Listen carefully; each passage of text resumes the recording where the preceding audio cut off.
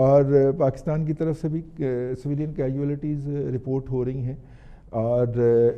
India جو ہے اس نے الزام لگایا ہے آرمی کی کیجولیٹیز کا۔ ہم نے بھی کوئی ایک دفعہ گزشتہ ایک ہفتے میں ان کے وہ جو سفیر ہے ان کو بلا کے احتجاج کیا، انہوں نے بھی کیا، اور ان کا ایک احتجاج جو ہے وہ تو بڑا کمال کا تھا کہ یہ اب گلگت بلتستان میں الیکشن کیوں کروا رہے ہیں۔ بٹی صاحب، یہ انڈیا نے کیا جی اس وقت ادھم مچایا ہوا ہے LOC کے اوپر۔ ہم نے بھی پروٹیسٹ، ہمارا دفتر خارجہ بھی پروٹیسٹ کر رہا ہے، انہوں نے بھی کوئی اس طرح کی حرکتیں کی ہیں، اور وہ خام خواہ انٹرفیئر کرنے کی کوشش کر رہے ہیں۔ خاص طور پہ وہ گلگت بلتستان کے الیکشن کے حوالے سے بھی ان کی سٹیٹمنٹ آئی ہے۔ کوئی اچھی خبر بھی نہیں آ رہی، بارڈر کے اوپر وہ روزانہ کوئی نہ کوئی مطلب کہ پنگا لے لیتے ہیں۔ کیوں گرم کرنا چاہ رہا ہے LOC کو انڈیا ان حالات کے اندر؟ دیکھیے رضوان صاحب، ایک تو یہ جو موجودہ وبا کی وجہ سے صورتحال پیدا ہوئی اور پاکستان کی افواج پاکستان جو ہے وہ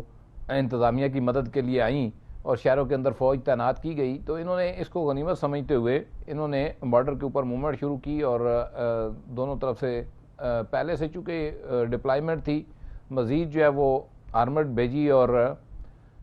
جو نیوی جو ہے اس کو بھی آگے بڑھایا، اور یہ ساری صورتحال جو ہے ان کے مقاصد جو ہے وہ آپ کو فروری سے اندازہ ہے کہ اس وقت جو انہوں نے ایپیسوڈ کیا، آج انہوں نے سویلین آبادی کے اوپر بڑے رینک کے لوگ مارے گئے ہیں، فائرنگ بھٹی صاحب کافی بڑے رینک کے لوگ مارے ان گئے کے ہیں۔ اس میں یہ بڑے رینک کے لوگ کرنل، میجر اور نیچے جو اہلکار ہیں، 3 الگ الگ واقعات میں مارے گئے ہیں۔ اب دیکھیں انہوں نے سویلین آبادی کو نشانے کے اوپر رکھا ہوا ہے۔ آج 6 لوگ زخمی ہوئے ہیں، 1 خاتون، 1 بچہ اور 4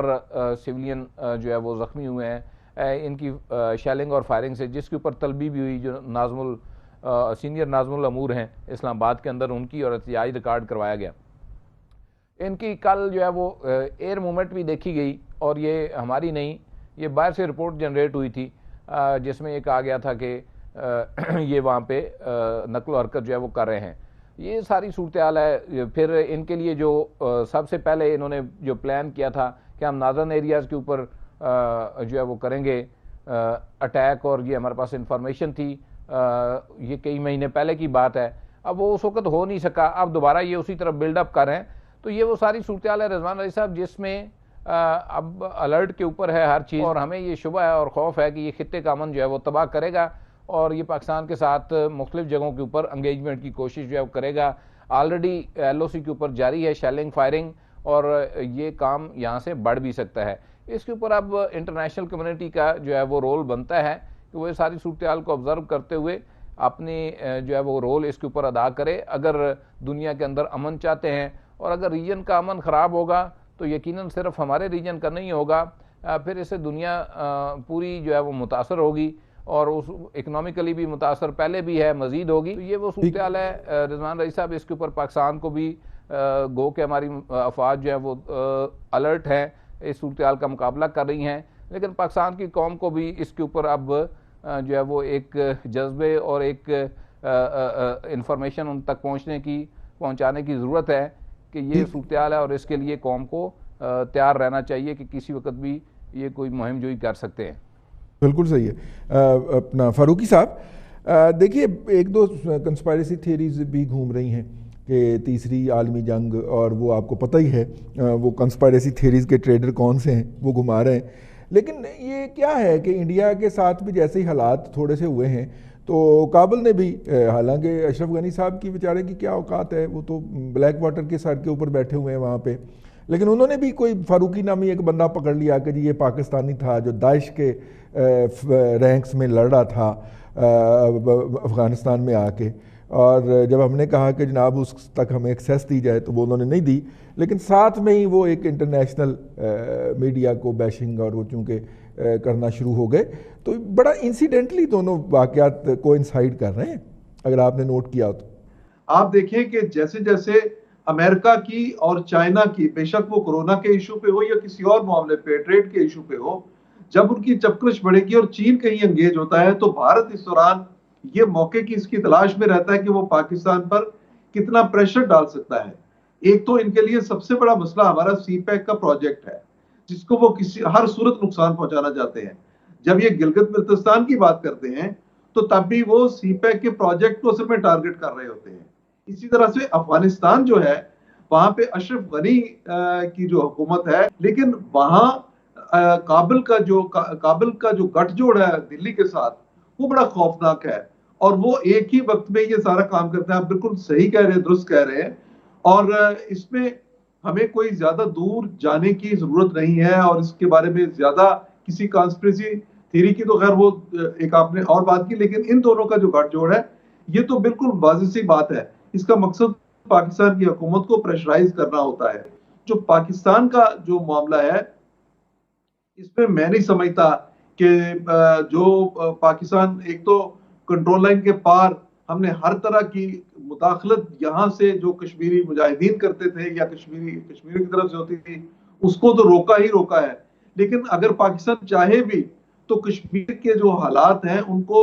تبدیل نہیں کر سکتا. پاکستان کا یہ پریشر کہیں بھی کام نہیں آ سکتا اور پاکستان کے لیے پرابلم کریٹ کرے گا. اس میں پوری قوم جو ہے میں یہ سمجھتا ہوں یا انٹرنیشنل کمیونٹی جو ہے اس کو بالخصوص اس صورتحال پہ توجہ رکھنے کی ضرورت ہے. اگر وہ اس پہ توجہ نہیں دیں گے یا بھارت اگر کہیں منمانی کرنے کی کوشش کرتا ہے اس کو روکنے کی کوشش نہیں کریں گے تو اس کے جو نتائج ہیں وہ بڑے خوفناک ہو سکتے ہیں. اور اس کے نتیجے میں یہ سمجھتا ہوں کہ آنے والے دنوں میں جس طرح سے ہم عالمی کشیدگی ایک دیکھ رہے ہیں اس میں یہ ریجن بالخصوص بہت زیادہ متاثر ہو سکتا ہے. اس کے اندر یہ ریجن بہت زیادہ متاثر ہو سکتا ہے ایز کمپیئر ٹو دیٹ. لیکن اس کے دوران ہم درمیان میں پیچز ایسے آتے ہیں نہیں منیف صاحب کہ جب ہمارے تعلقات بحال ہوتے ہیں، ہم ٹریڈ کرنا شروع کرتے ہیں، وہ بہت ساری چیزیں ہم سے لینا شروع کرتے ہیں، ہم بہت ساری چیزیں ان سے لینا شروع کرتے ہیں، لیکن اس کے بعد کوئی نہ کوئی ہر چوتھے پانچویں سال کوئی ٹھاٹھو ہو جاتا ہے اور وہ ساری چیزیں ریورس ہو جاتی ہیں. حالانکہ اگر 1.25 کروڑ لوگ ادھر ہیں تو 1/4 ارب لوگ ادھر ہیں تو 1/4 ارب ادھر بھی تو بیٹھے ہوئے ہیں نا. جی بالکل. اس میں جب بھی ہم نارملائزیشن کی بات کرتے ہیں وہاں سے کوئی نہ کوئی اس طرح کی حرکت ہو جاتی ہے اور نتیجے کے طور پہ بزنس کمیونٹی آپ جس مارکیٹ میں بیٹھے ہیں یہاں پہ تو سنا ہے کہ وہ چیک بھی انڈین بینک کے چل جاتے ہیں. جی ہوتا رہا ہے جی. پرانے جو بھی مطلب جب حالات نارمل تھے تو ایسا بھی نارمل تھے ایسا ہوتا تھا. سب سے پہلی تو بات یہ ہے کہ جب سے پاکستان بنا ہے سنس 1947 ابھی تک انڈیا نے پاکستان کو ایکسیپٹ نہیں کیا ہے. سب سے پہلے تو میں یہ بات جو ہے نا بالکل مد نظر رکھنی چاہیے. ممتاز بھٹی صاحب یہ میں دیکھ رہا تھا کل انٹرنیشنل میڈیا کے اوپر بھی اس طرح کا بیانیہ دیا جا رہا تھا کہ جناب چائنا جو ہے وہ سنگل اینٹی جسے کہنا چاہیے ہے سنگل ایک اینیمی ہے دنیا کا، اور چائنا سے جڑے ہوئے جتنے بھی ممالک ہیں اس میں ہمارا اور نارتھ کوریا کا بڑی تصریح کے ساتھ نام لیا جا رہا تھا کہ یہ سارے ایکسز آف ایول ہیں. میں دیکھ رہا تھا کہ ایک ٹوسٹ آئی ہے. پہلے اسلام ایک اینیمی تھا ویسٹ کا بھی اور یورپ کا بھی، اور اب اس کی جگہ پہ چائنا ریپلیس کر دیا گیا گزشتہ کو کم از کم 3-4-5 ماہ میں چپکے سے. آپ نے بھی یہ بات محسوس کی ہے اور ہمیں چائنا کے کھاتے میں یا کوٹے میں رگڑا مل رہا؟ آپ وہ تو بڑا کلیئر پومپیو اور ٹرمپ کی اگر سٹیٹمنٹ ریسنٹ آپ پڑھیں پچھلے کچھ دنوں سے اور بالخصوص یہ جو لاسٹ ہیں تو انہوں نے تو باقاعدہ کلیئر کٹ نومینیٹ کر رہے ہیں چائنا کو اس ساری صورتحال میں، اور کووڈ-19 کے حوالے سے بھی کہہ رہے ہیں کہ ووہان کی لیبارٹری میں یہ بنایا گیا. دیکھیں انٹرنیشنل پولیٹکس میں رضوان صاحب یہ پہلی بار نہیں ہوا. مختلف طریقوں سے چائنا کو جو ہے وہ کنٹین کرنے کی یا اس کو محدود کرنے کی کوشش جو ہے وہ معاشی اعتبار سے، اور دیکھیں جو ری شفل آیا نا بیسیکلی امریکن پالیسی کے اندر، یہ ٹرمپ کے آنے سے پہلے آ چکا تھا، یہ اوباما کے دور میں یہ آ چکا تھا.